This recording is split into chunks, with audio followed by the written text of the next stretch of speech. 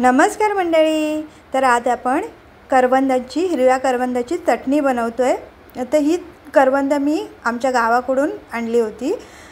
तर ही चटणी बनवण्यासाठी इथे एक वाटीभर ओलं खोबरं घेतले, 5-6 हिरव्या मिरच्या घेतल्यात, लसूण घेतले, कोथिंबीर, जिरं आणि मीठ घेतलेलं आहे। तर या करवंदांना असं चीक असतो, त्याच्यामुळे ही सगळ्यात आधी स्वच्छ पाण्याने धुवून घ्यायची। अगदी चोळून ही करवंद मी इथे धुवून घेतलेले आहेत आणि त्याच्यानंतर आपण याची चटणी वाटून घेणार आहोत। तर या मिक्सरच्या भांड्यामध्ये मी ही धुतलेली करवंद घेतलेत। आता त्याच्यामध्ये मी वाटीभर ओलं खोबरं किसलेलं होतं ते घातलं।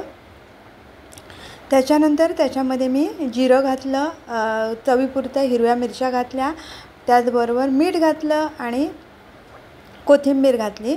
ते बघा, हे सगळं असं एकत्र घ्यायचं आणि मिक्सरच्या भांड्यामध्ये एकत्र घेतलं आणि वाटून घ्यायचं। ते बघा, आता लसूण घातलेले आहे आणि जिरं, कोथिंबीर असं सगळं, मीठ असं सगळं एकत्र करून वाटून घेतलेलं आहे। ह्या सीझनमध्ये आपल्याला गावाकडून येताना हिरवी करवंद मिळतात, त्याचबरोबर हिरव्या कैऱ्यासुद्धा मिळतात। तर ही चटणी अगदी आपण कैऱ्यांची जशी हिरव्या कैऱ्यांची जशी चटणी बनवतो तशीच चटणी आंबट पण होते आणि चवीलासुद्धा खूप छान लागते। तर व्हिडिओ आवडला असल्यास व्हिडिओला लाईक करा, चॅनलला सबस्क्राईब करा।